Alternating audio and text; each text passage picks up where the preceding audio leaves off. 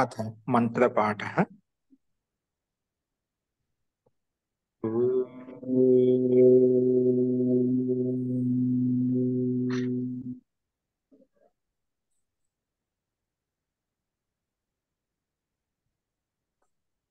सहनाववतु सहनौ भुनक्तु सह वीर्यं करवावहै तेजस्विनावधीतमस्तु मा विद्विषावहै।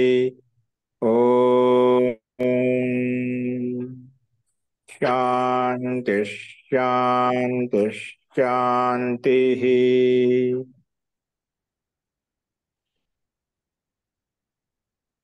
सर्वेभ्यो नमः। అందరికీ నమస్కారం అండి. మనము ప్రౌఢ దర్శనానువాద కౌముదిలో 19వ అభ్యాసం ప్రారంభించుకున్నాము. అందులో సమాస ప్రకరణం చెప్పుకుంటున్నాము. ఆ సమాసంలో కూడా మొట్టమొదటి సమాసం అవ్యయ భావ సమాసం గురించి మనం ప్రస్తావించుకుంటున్నాం. సమాసం అంటే చెప్పుకున్నాం, సమాసాన్ని ఎలా గుర్తించాలి చూసాం. ఆ సమాసం అవ్యయ భావ సమాసం ఏ ఏ అర్థాల్లో ప్రయోగించబడుతుంది, వాటి యొక్క ఉదాహరణ ఎలా ఉంటుంది అనేవి మనం క్రమంగా చూస్తూ వస్తున్నాము. నిన్న 10వ అర్థంలో చూసాము యథ అనే అవ్యయ పదాన్ని, అలాగే ప్రత్యేక అనే పదాన్ని అనుసరించడం అనుసారంగా అనే అర్థంలో ఏ అవ్యయ పదాలను ఉపయోగిస్తామనేది చూసాము. వాటికి సంబంధించిన ఉదాహరణలు చూసాము. ఇప్పుడు నెక్స్ట్ రాసుకోండి, ఆనుపూర్వ అర్థం 11వ రాసుకోండి. 11వ అర్థం ఏమిటంటే అది రాసుకోండి. ఆనుపూర్వ అర్థంలో అను అనే అవ్యయ పదం, ఆనుపూర్వ అర్థంలో అను అనే అవ్యయ ఆనుపూర్వ అనే అర్థంలో అంటే క్రమంగా అనే అర్థంలో, ఆనుపూర్వం అంటే క్రమంగా అనే అర్థంలో అను అనే అవ్యయ పదాన్ని ఉపయోగిస్తాము.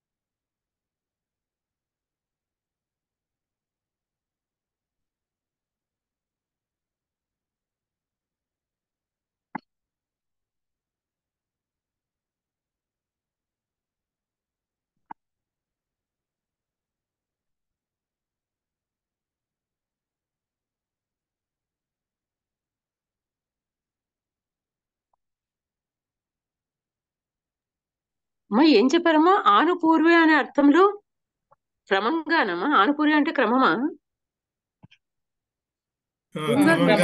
ఆనుపూర్వి అంటే క్రమంగా. ఆనుపూర్వి అనే అర్థంలో అను అనే అవ్యయ పదాన్ని ఉపయోగిస్తాము. అస్తు రాసుకోండి. ఆనుపూర్వ అనే అర్థం, ఆనుపూర్వ అంటే క్రమంగా, ఆనుపూర్వం అంటే ఏమిటి? క్రమంగా అనే అర్థం. ఆనుపూర్వ అనే అర్థంలో అంటే క్రమంగా అనే అర్థంలో అను అనే అవ్యయ పదాన్ని ఉపయోగిస్తాము.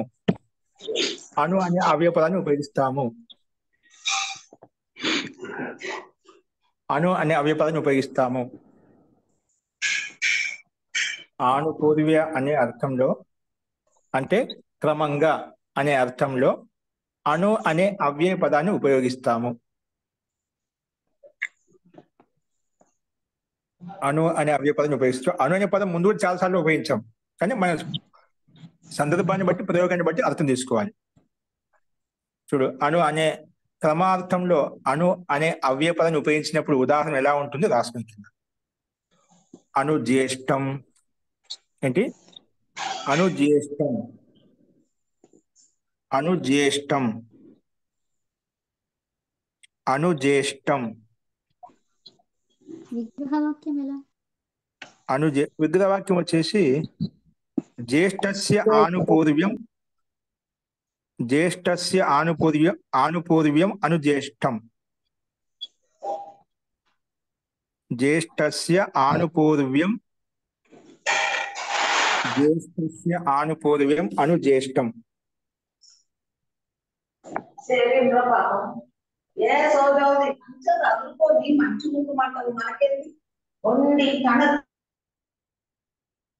జ్యేష్ఠస్య ఆనుపూర్వ్యం అనుజ్యేష్టం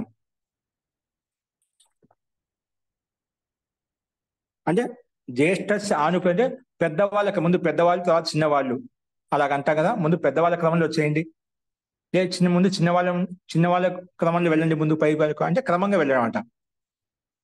వయోరిత్యంగా చూడక ముందు వీళ్ళు పెద్ద, వీళ్ళకంటే వీళ్ళు కొంచెం పెద్ద, వీళ్ళకంటే ఇంకా కొంచెం పెద్ద, అలా పెద్దవాళ్ళ క్రమంలో కిందికి వచ్చేస్తామని. అంటే స్థూలం నుంచి సూక్ష్మం వైపు, అంటే పెద్దవాళ్ళ నుంచి చిన్నపిల్లల వరకు, చిన్న వాళ్ళ వైపు దాన్ని ఆన్ చేస్తాం, క్రమంగా రావడం అంట.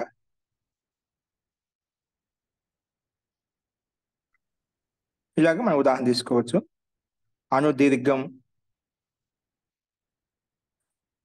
అనుదీర్ఘం దీర్ఘస్య ఆనుపూర్వ్యం అనుదీర్ఘం.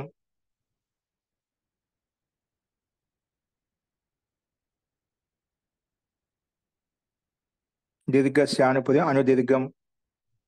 అలాగే అనుహ్రస్వం హ్రస్వస్య ఆనుపూర్వ్యం అనుహ్రస్వం. ఇలాగా మనం ఎలాగైనా రాసుకోవచ్చు. తెలుగులో అర్థం ఏమది? అనుదీర్ఘం అనుహ్రస్వం అంటే దీర్ఘం నుంచి కింది వైపు ముందు దీర్ఘం తీసుకోవాలి, దీర్ఘాలు తర్వాత హ్రస్వాలు తీసుకోవాలి.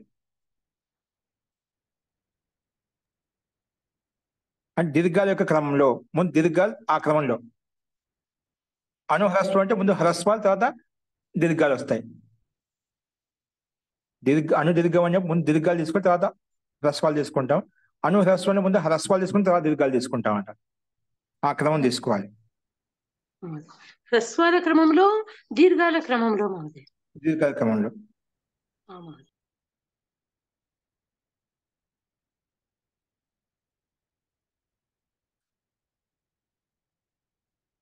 ఇది మనం 11వ ఆనుపూర్వ్య అంటే క్రమార్థంలో ఈ రకంగా అను అనే అవ్యయ పదం ఎలా ఉంటుంది చూసాం. ఉదాహరణ ఇక్కడ అను అనే పదాన్ని మనం చూసాం.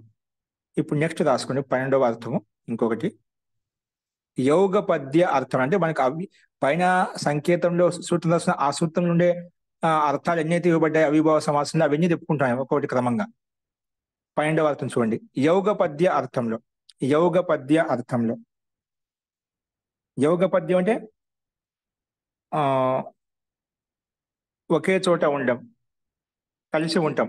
యోగ పద్య అర్థంలో సహ అనే అవ్యయ పదాన్ని ఉపయోగిస్తాము. ఒకే చోట, యోగ పద్యం అంటే ఒకే చోట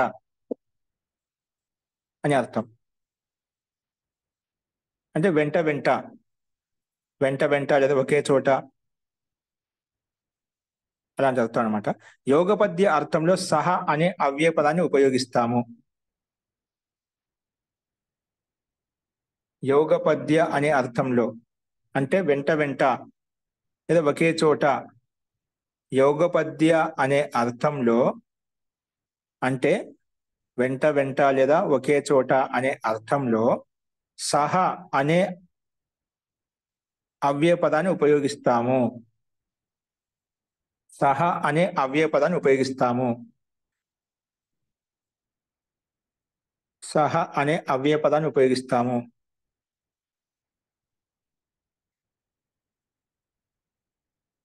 సహ అనే అవ్యయ పదాన్ని ఉపయోగిస్తాము.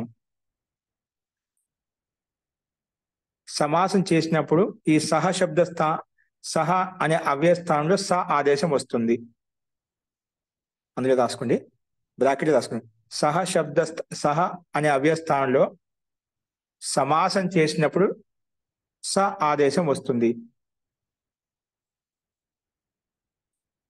సమాసం చేసినప్పుడు సహ స్థానంలో స ఆదేశం వస్తుంది. సింపుల్ రాసుకోండి. సమాసం చేసినప్పుడు సహ స్థానం అంటే సహ అనే అవ్యయ పదం కదా. సహ అనే అవ్యయ పద స్థానంలో స ఆదేశం వస్తుంది. అది బ్రాకెట్లో పెట్టుకోండి.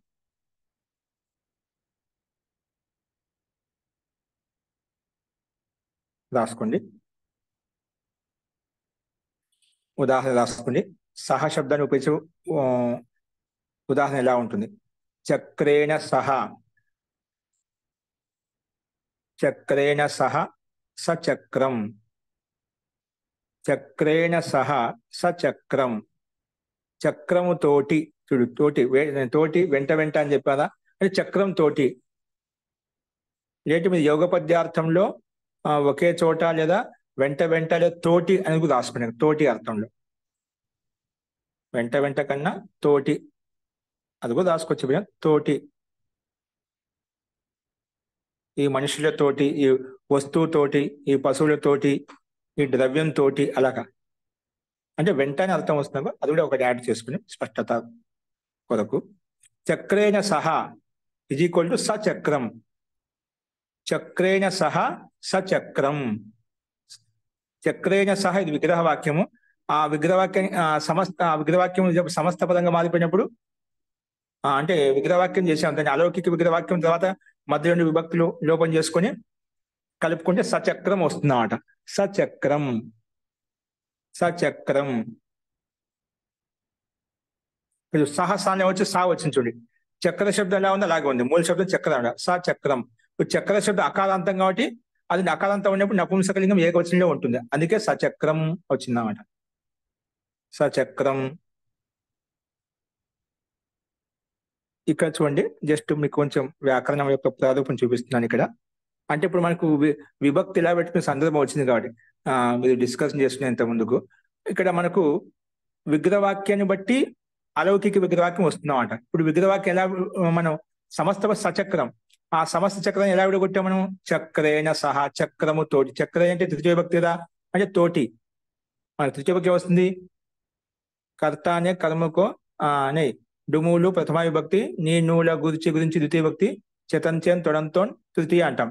చతంచేన్ తొడంతో చక్రంతో, చక్రం తోటి. సహా అనే తోటి అర్థం ఇక్కడ. సో చక్రాన్ని అని తృతీయ విభక్తి ఏకవచనంలో ఉంది.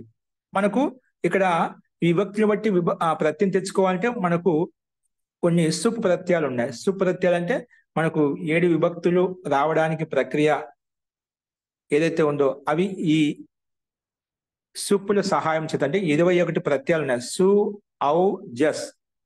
అంటే రామశబ్దానికి సు కలిపితే రామహ వస్తుందన్నమాట.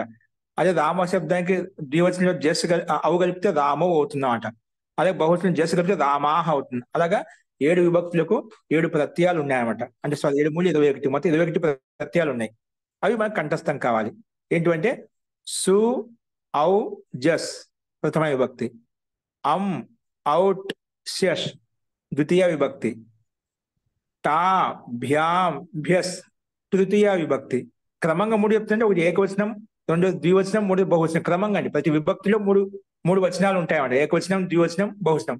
7 విభక్తులు, ప్రతి విభక్తిలో 3 వచనాలు ఉంటాయి. ఏకవచనం ఉంటుంది, ద్వివచనం ఉంటుంది, బహువచనం ఉంటుంది. క్రమంగా చెప్తున్నమాట.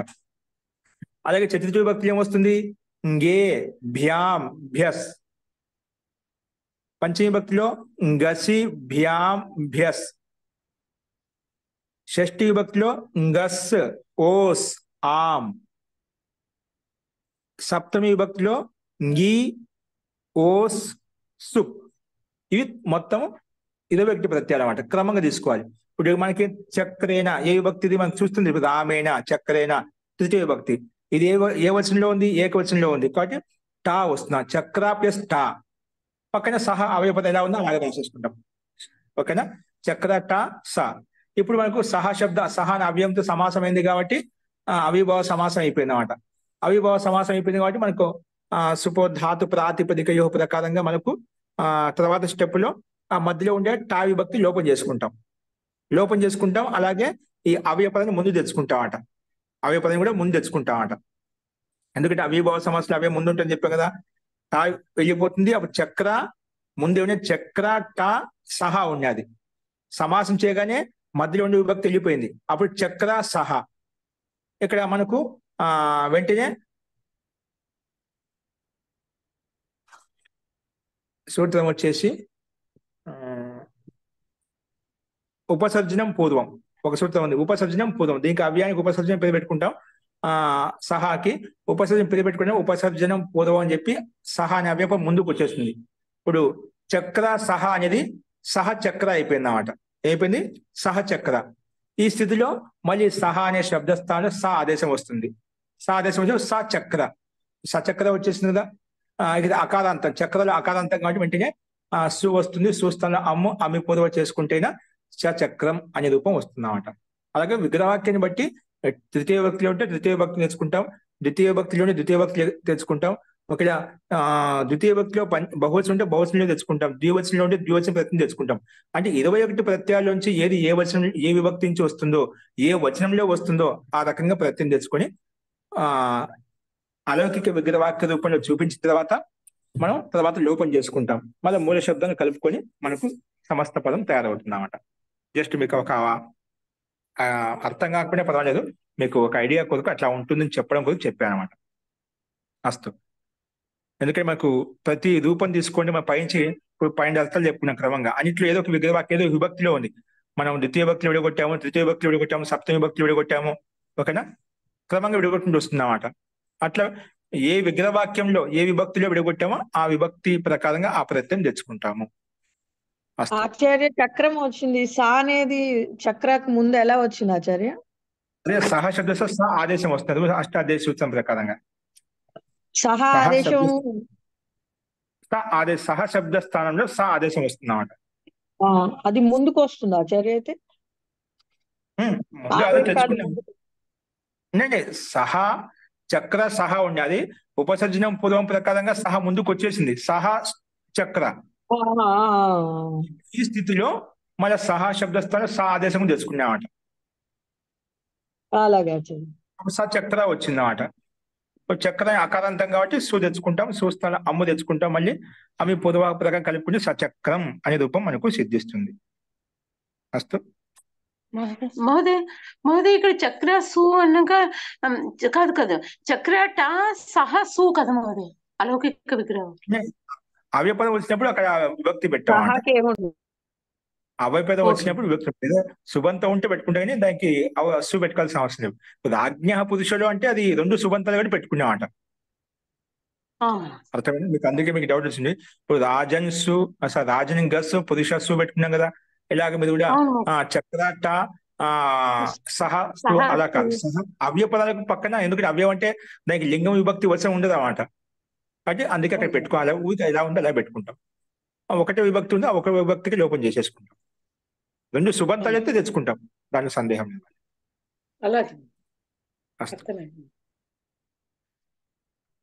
ఈ రకంగా చక్రని సహా సచక్రం అని అలాగే మనం ఉదాహరణ చెప్పుకున్నాం. అలాగే సపుస్తకం, పుస్తకైన సహా సపుస్తకం అలా చెప్పుకోవచ్చు.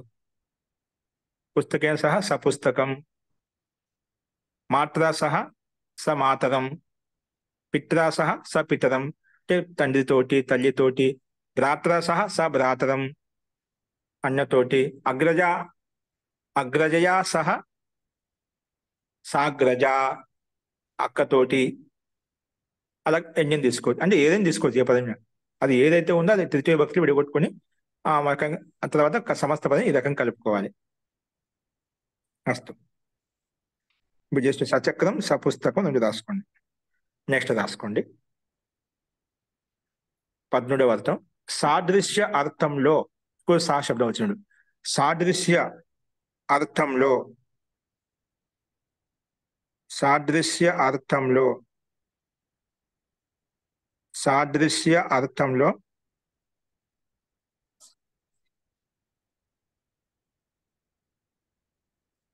సహ శబ్దాన్ని సహ అనే అవ్యపదాన్ని ఉపయోగిస్తాం. సాదృశ్య అర్థంలో కూడా అది రాసుకోండి, కూడా శబ్దం, ఎందుకంటే పైన ఉంది కాబట్టి.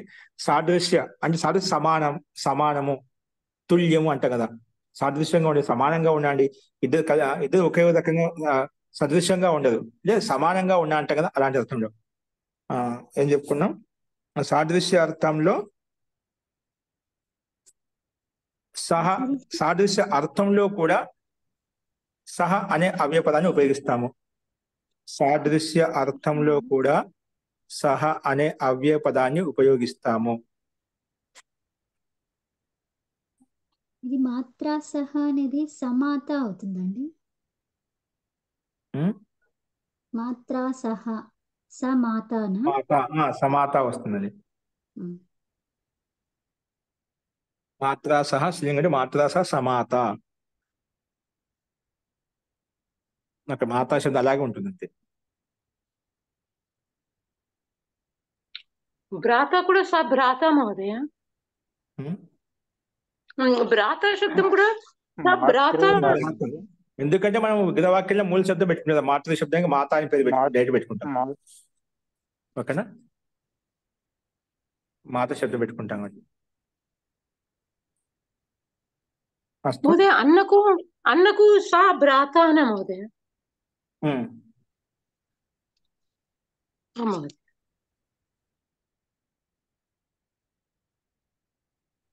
సమాతాకి విగ్రహవాక్యం ఏం చెప్పుకుంటామండి? మాత్రా సహ. విగ్రహవాక్యం అర్థంతో మాత్రా సహనా? మాత్రా వస్తుంది. సాదృశ్య అనే అర్థంలో మాతృ అని కాదండి, సమాతృ. అంటే మూల శబ్దం పెట్టుకోవచ్చు, ఇబ్బంది లేదు. అంటే మూల శబ్దం అంటే దానికి మళ్ళీ ఆ రూపం మాత్ర వస్తుంది. తర్వాత రూపంగా తర్వాత మనం విభక్తి తెచ్చుకోము, ఎందుకంటే అవ్యం కదా. మళ్ళీ అది అకారాంతం కదా, అకారాంతం కాబట్టి మనకు టాప్ తెచ్చుకుంటాం. సమాత వస్తుంది, ఇబ్బంది లేదు. సమాత వస్తుంది, అకారాంతమే కదా.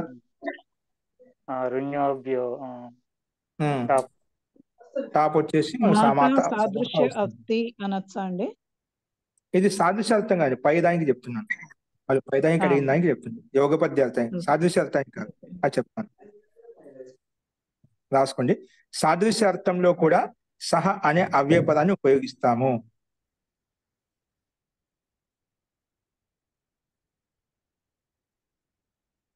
సహ అనే అవ్యయ పదాన్ని ఉపయోగిస్తాము.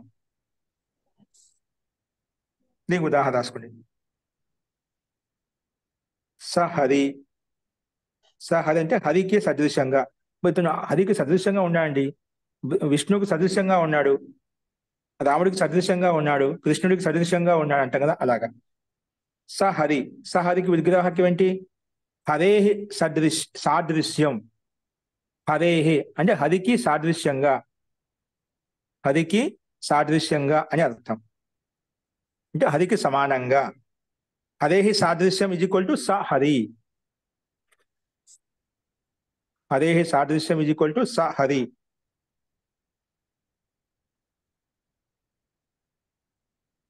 ఇక్కడ మనము చూడు, ఇక్కడ సహరి అన్న కొన్ని ఇక్కడ అర్థం మారిపోతుంది. పైన కూడా ఒక రకంగా సచక్రం అంటున్నా కూడా అక్కడ విగ్రహవాక్యం సందర్భం అంటే అక్కడ తోటి అర్థం చెప్పడం అంట. ఒక చక్రం తోటి అది చెప్పడం ముఖ్యం అంట. యోగపతిని చెప్పడం ముఖ్యం, వెంట ఉండని చెప్పడం ముఖ్యం. ఇక్కడేంటి? తుల్యత చెప్పడం ముఖ్యం అంట. ఏంటి? తుల్యత, సదృశ్యంగా ఉండడం. అదే సదృశ హరి. ఇక్కడ మనకి హరి తోటి అని చెప్పడానికి లేదు ఇక్కడ. మళ్ళా ఏంటి? ఇక్కడ హరి తోటి అర్థం కాదు, ఇక్కడ సాదృశ్యార్థంలో ఇలాగే చెప్పుకోవాలి. శబ్దం చూడటానికి ఒకే రకంగా ఉంటుంది కానీ భావం భిన్నంగా ఉంటుంది ఇక్కడ. ఎందుకంటే విగ్రహవాక్యం ఏంటి? అక్కడ సాధన రూపంలో ఉంది. అక్కడేంటి మనం చెప్పుకున్నాము? చక్రేణ సహా తోటి సాధన రూపంలో. అక్కడ తృతీయ భక్తి సాధనంగా ఉన్నాడు. సాధన అంటే తృతీయ భక్తి కరణంలో వస్తున్నామాట. ఇక్కడేంటి? తుల్యత చూపిస్తున్నామాట. తుల్యార్థం షష్ఠీ భక్తి వస్తున్నాడు ఇక్కడ. అందుకే హరేహి సాదృశ్యం స హరి అంటే హరికి సదృశ్యంగా.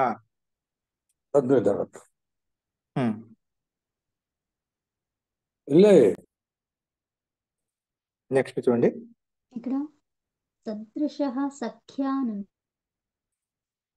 ఏంటండి? సఖ్య సదృశః. సఖ్య సదృశ అట్లా ఉందా? నిమిషం. మనకు విగ్రహవాక్యం చెప్తుంది కదా, ఇబ్బంది అట్లా చెప్పుకోవచ్చు. ఒక్క నిమిషము. మనకు విగ్రహవాక్యం మనకు ఏం చెప్తుందో దాని అర్థం చెప్తేప్పుడు మనకు అట్లా చెప్తాం. ఎక్కడ చూడు ఉదాహరణ. సదృశ సఖ్య. సఖ్య సఖ్యాహ సదృశ అనేది అలా ఉండాలి. సఖీకి సదృశ సదృశంగా సఖ్యయా ఉండు. తృతీయ భక్తి అయితే సఖ్యయా ఉండాలి. మళ్ళీ ఇది షష్ఠీ విభక్తి అండి. ఓకేనా? సఖ్యాహ సదృశ స సఖీ అలా వస్తుంది. సఖ్యాహ సదృశ స సఖీ అక్కడ విషయంగా చూపించబడింది. సఖ్యాహ సదృశ. సదృశః సఖ్య అనే ఉంది ఆచార్య. ఈ పాణిని అష్టాధ్యాయిలో కూడా అలాగే ఉంది. ఇప్పుడు అది కరెక్టే కదా, ఇప్పుడు మనం కూడా అది చెప్పుకుంటాం. ఇప్పుడు మీకు సదృశ అర్థం కాదు. సఖ్య. అదే సదృశ సఖ్య తృతీయ విభక్తి స- సఖ్య అనే వాక్యంలో సదృశ సఖ్య అని ఉంది విగ్రహ వాక్యము. తృతీయ భక్తి ఏకవచనం సఖ్య అనే ఉందా? తృతీయ భక్తి ఏకవచనం ఉందా? అవును ఆచార్య. తృతీయలో ఉంది. సఖీ శబ్దానికి సఖ్య లేదు, సఖ్య సఖ్య వస్తుంది. అనే ఉంది. ఇక్కడ ఇక్కడ సఖ్య అనేది తృతీయ విభక్తిలో వచ్చింది ఆచార్యజీ. ముఖ్యమైన ఓకే సాధారణంగా సఖీకి సదృశంగా, ఉమ్. సఖీకి తుల్యంగా, తుల్యాలకు తృతీయ భక్తి వస్తుందా? తృతీయ. ఉమ్. యా. అస్తు.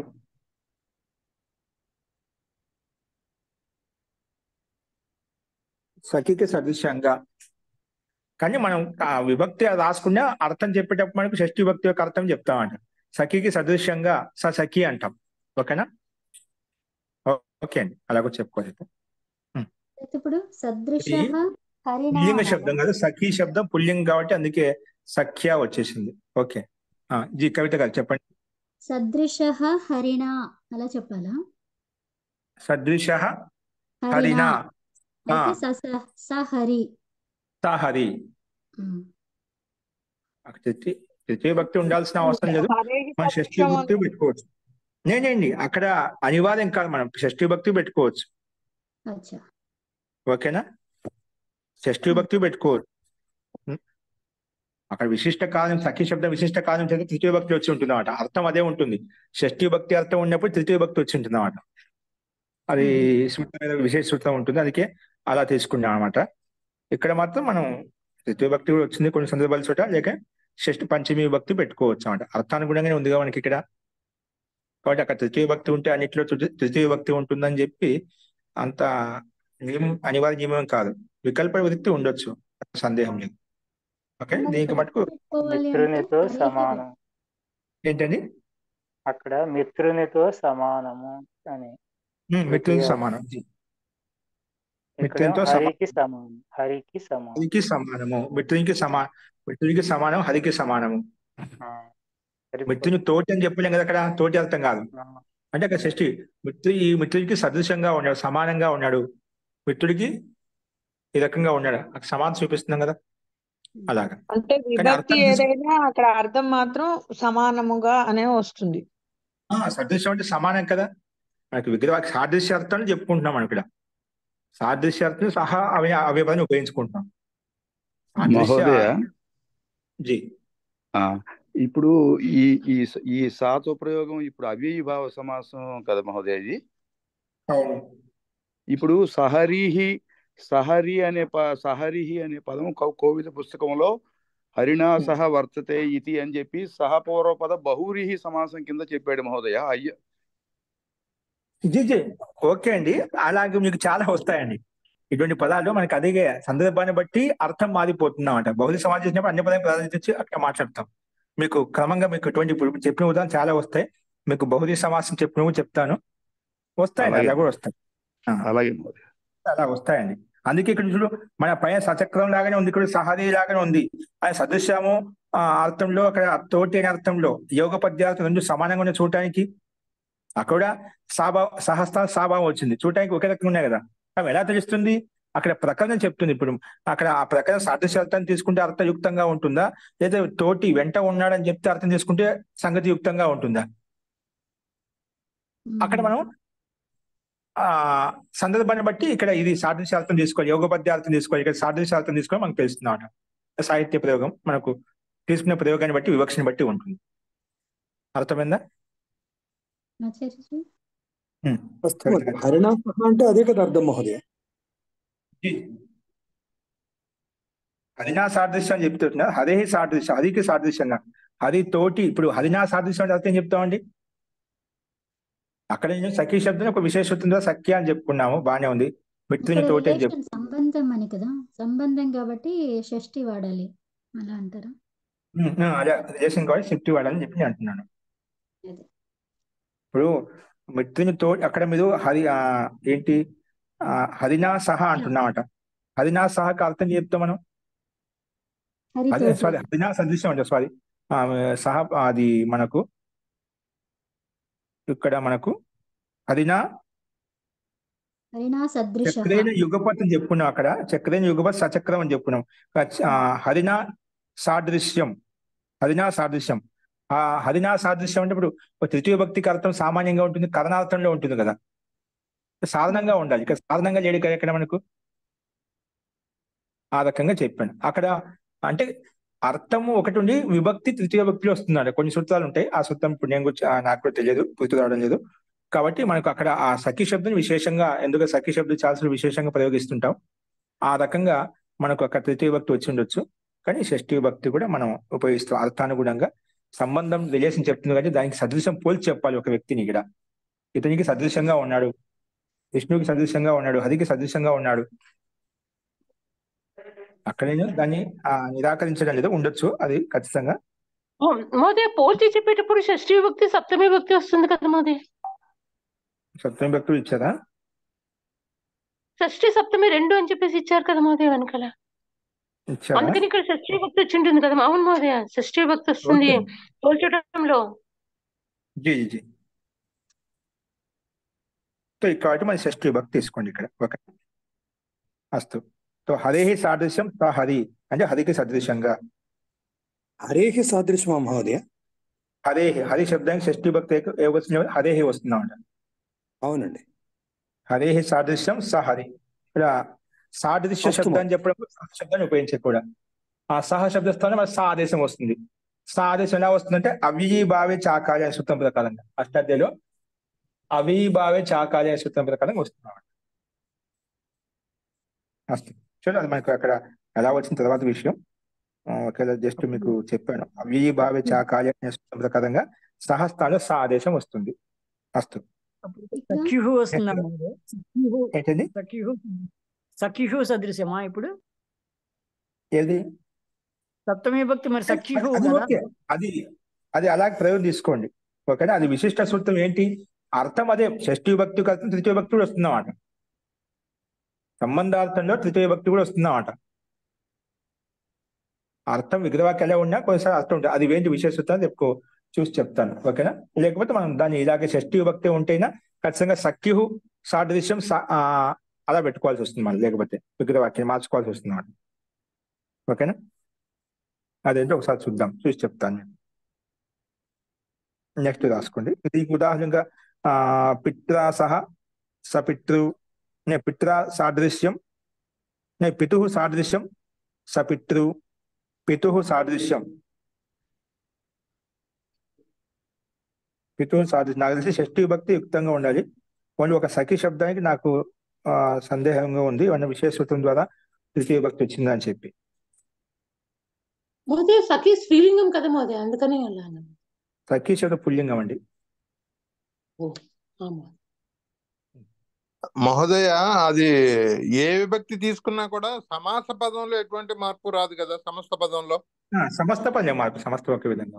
సమస్త పదంలో అది కరెక్ట్ గానే చెప్తాం, అందరం కరెక్ట్ గానే, మనం ఏ విభక్తి తీసుకున్నా కూడా.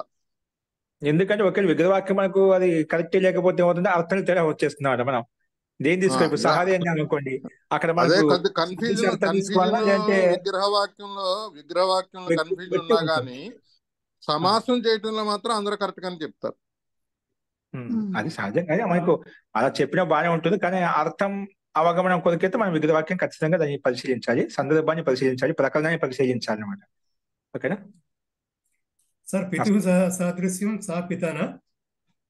సా పిత, పితు సాదృశ్యం సా పిత, ఇలా సపితృ అని పెట్టుకోవచ్చు మూల శబ్దం కూడా. సా పితుహు అన్నారు ఆచార్య, మీరు కాదా? పితు సాదృశ్యం సపిత, పితు సాదృశ్యం పితృ శబ్దానికి పితు వస్తుంది విగ్రహవాక్యంలో. పితు సాదృశ్యం పితు సాదృశ్యం సపిత, క్షమ్యత బహువచనంలో సపిత, లేదా పితృ మూల శబ్దము పెట్టుకోవచ్చు. సపితృ తర్వాత పితృ శబ్దానికి పితాగా మారిపోతుంది, అది తర్వాత విషయం. కానీ సపిత రాసుకోండి. పితృ శబ్దం పితాగా మారిపోతుంది, కర్తృ శబ్దం కర్తగా మారిపోతుంది కదా, మాతృ శబ్దం మాతాగా మారిపోతుంది, అలా మారుతుంది స్త్రీలింగంలో. అస్తు మహోదయ. అంటే అలాగే లేదా గురువు ఏంటండి లేదా సపిత లేదా సపిత్రి అని రెండు పెట్టుకోమంటారా? పితృ పెట్టి బ్రాకెట్ లో పితా పెట్టేసేయండి. ఏమవుతుంది? ఓకే యా మొదటి శబ్దం పితృ బ్రాకెట్ లో పితా పెట్టేసేయండి. పితృ శబ్దం పితాగా మారిపోతుంది. ఓకేనా? మాతృ సదృశం సమాత లేక సమాతృ అలా రాసుకోవాలండి. ఇంకో రాసుకోవచ్చు. జీ జీ అది మీకు స్పష్టత ఉంది. మాత రాసుకోవాలి. మాతృ అన్న కూడా మనకు అర్థం మాతృ అంటుంటే మాత అనే అర్థం వస్తుంది చెప్పి తెలుస్తుంది అన్నమాట. కానీ స్పష్టత కొరకు లౌకిక ప్రయోగంలో ఉపయోగించాలి. మాత అంటే స్పష్టంగా ఉంటుంది సామాన్య ప్రయోగంలో. అస్తు. అలాగే సగురు సాదృశ్యం సగురు అస్తు. ఇలాగ మనం రాసుకోవచ్చు. అది చెప్తే ఈ విగ్రహవాక్యం బట్టి మన సాదృశ్యం మనకి ఇవి ఎలా ఐడెంటిఫై చేస్తామంటే మనకు ప్రకరణ చెప్తుందండి. మనకు ఇక్కడ ఇప్పుడు మనకు ప్రకరణ ఆర్డర్ తెలిసిపోతుందండి. మనం వెంటనే అర్థం తీసుకుంటే అర్థం కూర్చోదు మనకు. ఎందుకంటే ప్రకరణ ఏం చెప్తుంది? ఇక్కడ తోటి తుల్యత చూపిస్తున్నాం అంటే ఇక్కడ ఖచ్చితంగా మన సాదృశ్యంగా మన అవిభావ సమాసం చేసుకున్నాము. ఇది మనం యోగ పద్యార్థం సమాసం చేయలేదు తెలిసిపోతుంది ఆటోమేటిక్ గా. మన ప్రకరణ చెప్పుకుంటూ వస్తాం.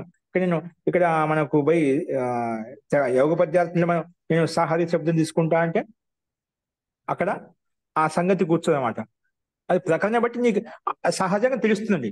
నీకు ప్రకరణ చదువుకుంటూ వచ్చేటప్పుడు మనం యోగ పద్యార్థం తీసుకున్న సహశబ్దము సాదృశ్యార్థం తీసుకొని నీకు విగ్రహవాక్యం సోదగా నీకు తెలిసిపోతుంది అన్నమాట ప్రయోగాన్ని బట్టి. అది కొంచెం మనకు శబ్దావళి తెలిసి ఉంటే సమాసం యొక్క ప్రకరణం తెలిసి ప్రక్రియ కొంచెం అవగాహన ఉంటేనే ఆటోమేటిక్ గా సొంతంగా చెప్తాం. ఇది సహజంగా ఒక దాని మీద కొంచెం మనకు అవగాహన వచ్చినట్లయితే ఐడెంటిఫై చేసినట్లయితే ప్రతిదీ మనకు కొంచెం తెలియకపోయినా ఆ సందర్భం చెప్పేస్తుంది. మనకు కొంచెం తెలియకపోయినా చాలా విషయాలు ఆ సందర్భాన్ని బట్టి ప్రకరణ బట్టి స్వతహా దీనికి ఇదే ఉంటుంది, దానికి రెండో వికల్పం ఉండదు, స్వయంగా చెప్పేస్తాం. ఒక శబ్దం బాగా అర్థం చేసుకున్నా అంటే 100 శబ్దాలు మనం సొంతంగా చెప్పేయచ్చు. అదనమాట. వస్తాం. నెక్స్ట్ రాసుకుంటే 2 ఉన్నాయి. సంపత్తి అర్థం రాసుకోండి.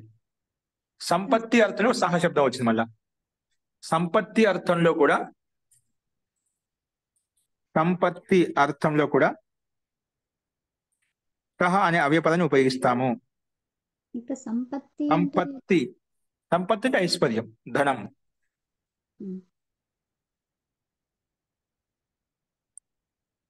అది ఒకటి.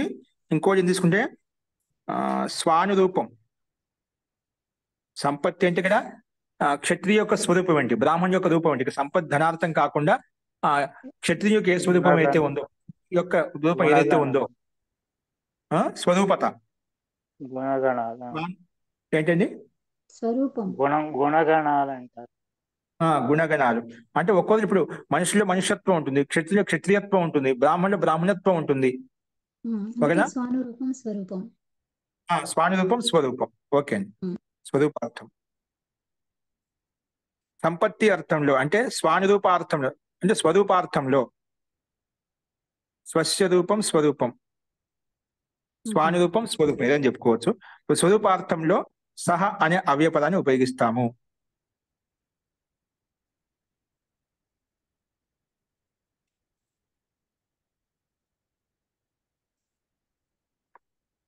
ఉపయోగించినప్పుడు దీనికి ఉదాహరణ ఎలా ఉంటుంది? సక్షత్రం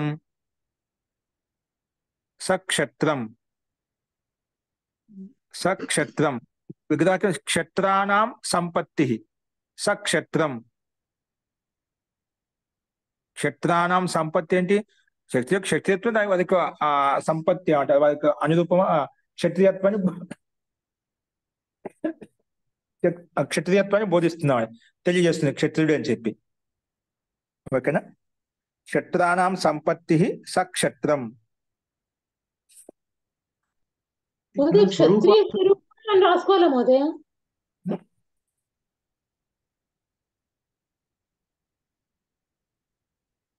ఏంటండి?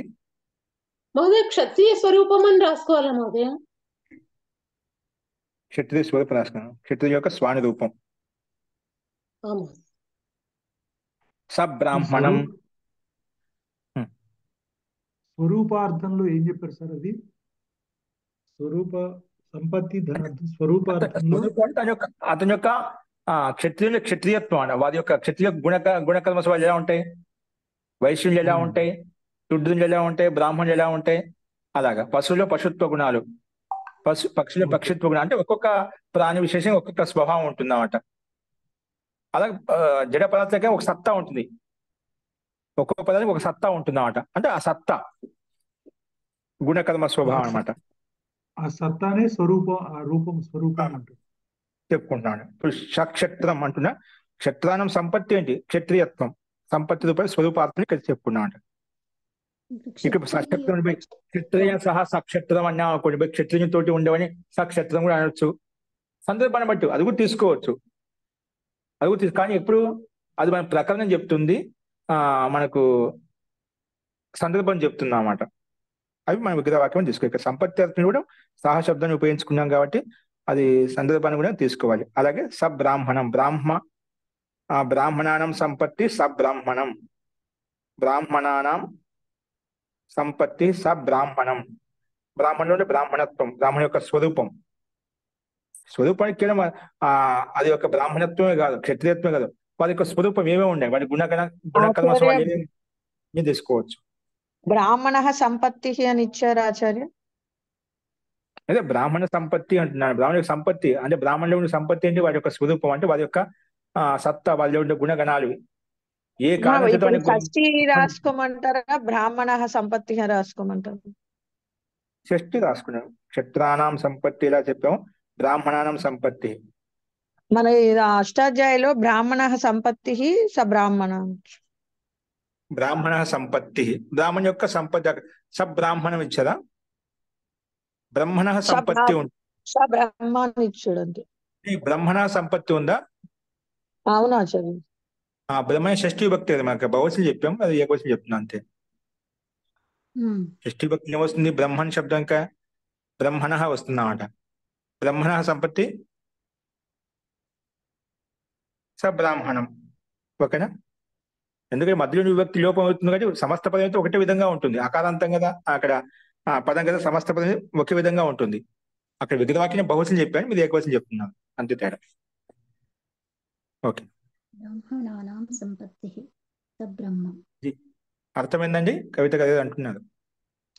లేదు, ఇక్కడ బ్రాహ్మణానాం సంపత్తి బ్రహ్మ సబ్రాహ్మణం, బ్రాహ్మణం. ఓకే, సబ్రాహ్మణం.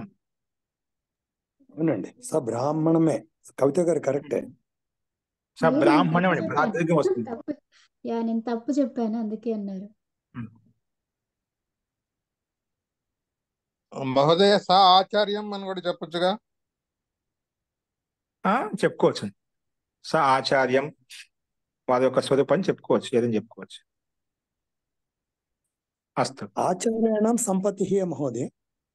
ఆచార్యం సంపత్తి, ఆచార్యస్య సంపత్తి ఏకవచనంలో.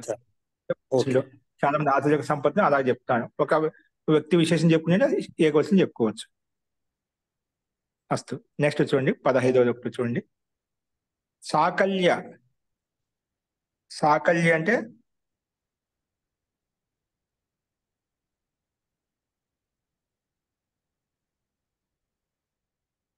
సహిత,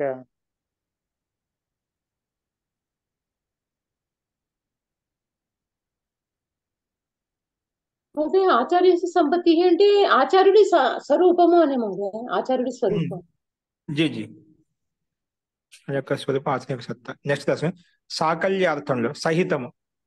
సాకల్యార్థంలో అంటే తోటి అర్థం, ఇక్కడ సహితంగా యుక్తంగా అంటాం కదా. సాకల్యార్థంలో సాకల్య అర్థంలో అంటే సహితంగా యుక్తంగా అనే అర్థంలో. సాకల్యార్థంలో అంటే సహితంగా లేదా యుక్తంగా అనే అర్థంలో సహ అనే అవ్యయపదాన్ని ఉపయోగిస్తాము. ఇప్పుడు సహ అవ్యయపదం వచ్చింది. సహ అనే అవ్యయపదాన్ని ఉపయోగిస్తాము. సహ అనే అవ్యయపదాన్ని ఉపయోగిస్తాము.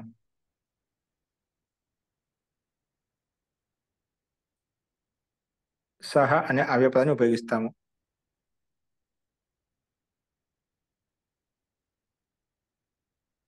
ఉదాహరణ రాసుకోండి. సతృణం సతృణం సతృణం అంటే తృణం అపి అపరిత్యజ్య సతృణం అంటే తృణాన్ని కూడా వదిలిపెట్టకుండా దాని ఒక సాధన కూడా వదిలిపెట్టకుండా దాని సహితంగా అని అర్థం, యుక్తంగా అని అర్థం. ఒక తినక కూడా వదిలిపెట్టాను నేను, ఒక మెతుకు కూడా వదిలిపెట్టాను, మెతుకు కూడా వదిలిపెట్టి తినేసాను భోజనం అంతే రోజు అంటుంటాం కదా. అట్లా ఒక తినక కూడా, ఒక గడ్డి పూసను కూడా, గడ్డి పాసను వదిలిపెట్టకుండా దీన్ని మొత్తం తీసుకొచ్చానండి. అలాంటి సందర్భంలో ఓకేనా. ఏం చెప్పాం? త్రినే సత్రినం అంటే తృణం ఏంటండి?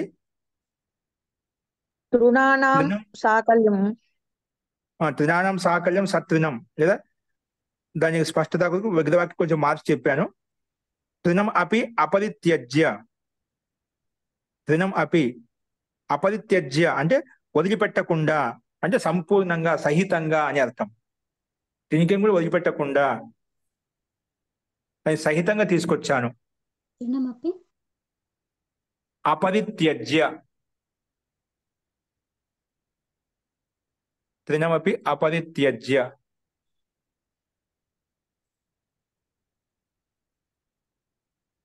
తృణమపి అపరిత్యజ్య సతృణం అంటే తినకం కూడా వదిలిపెట్టకుండా, అంటే సహితంగా అని అర్థం. ఇప్పుడు మనకు వడ్ల గింజలు ఉంటాయండి. ఇప్పుడు వడ్లతో పాటు అప్పుడు మొదట్లో కోసినప్పుడు అంత గడ్డితో సహా వస్తుందన్నమాట.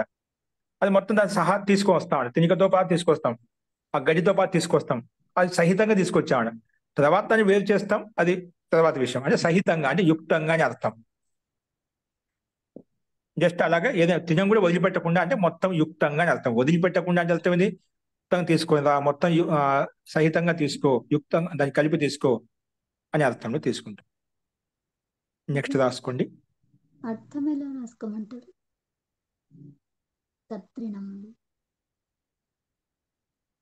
అంటే ఒక తినకం కూడా వదిలిపెట్టకుండా సంపూర్ణంగా యుక్తంగా తీసుకోవడం, తినకను కూడా వదిలిపెట్టకుండా సంపూర్ణంగా తీసుకోవడం. అంటే గడ్డి పూజలు కూడా వదిలిపెట్టకుండా పూర్ణంగా తీసుకోవడం. ఒక మెతుకు కూడా వదలకుండా అంటానికి ఏం చెప్పాలి?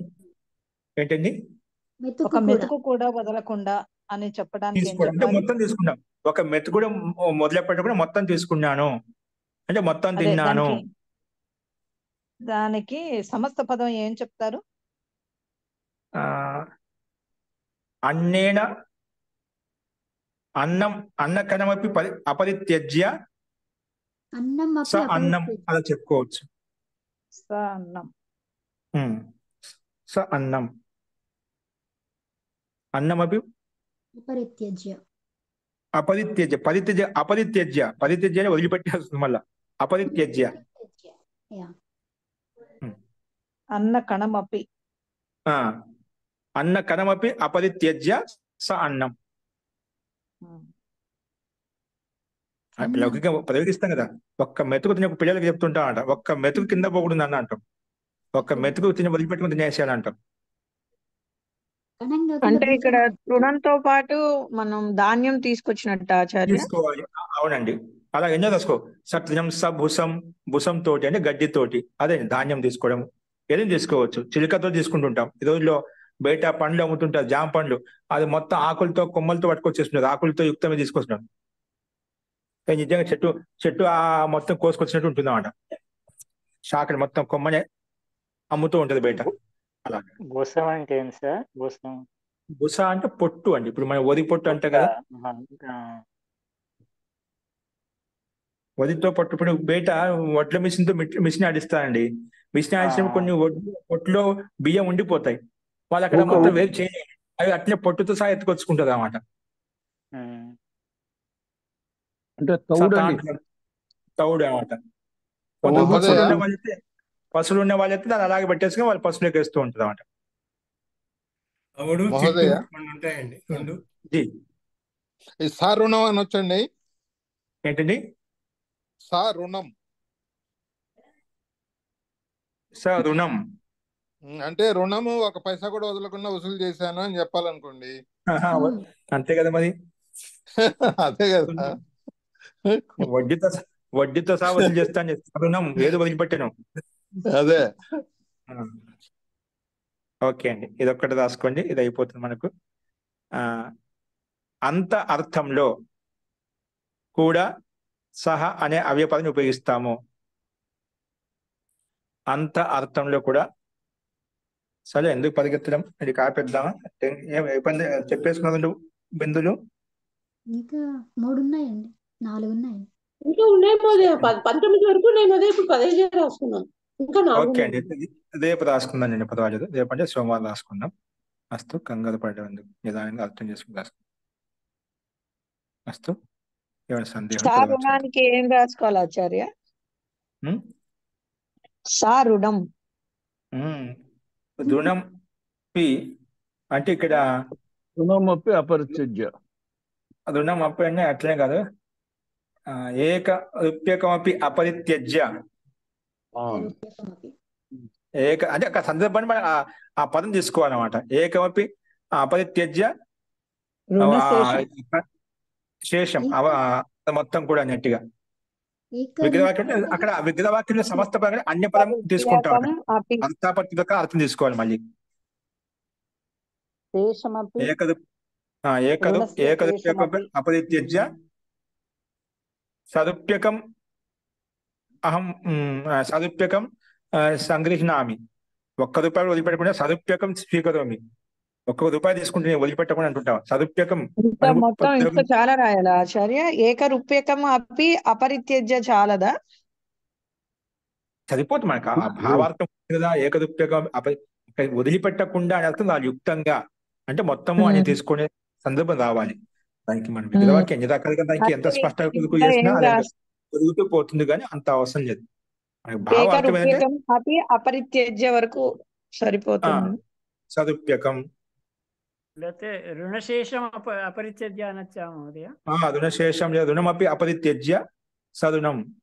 రుణాన్ని వదిలిపెట్టకుండా సరుణం. ఓకేనా? అదే పదం కూడా ఉపయోగించుకోవచ్చు. ఓకే అండి, అస్తు. శాంతి పాఠ.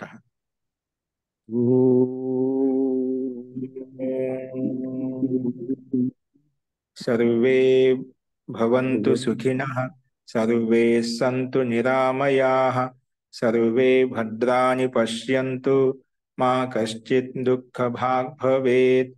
ఓం శాంతి శాంతి శాంతి. ధన్యవాదాలు మహోదయ. నమః. అందరికీ నమస్కారం అండి. నమస్తే మహోదయ. నమస్తే మహోదయ.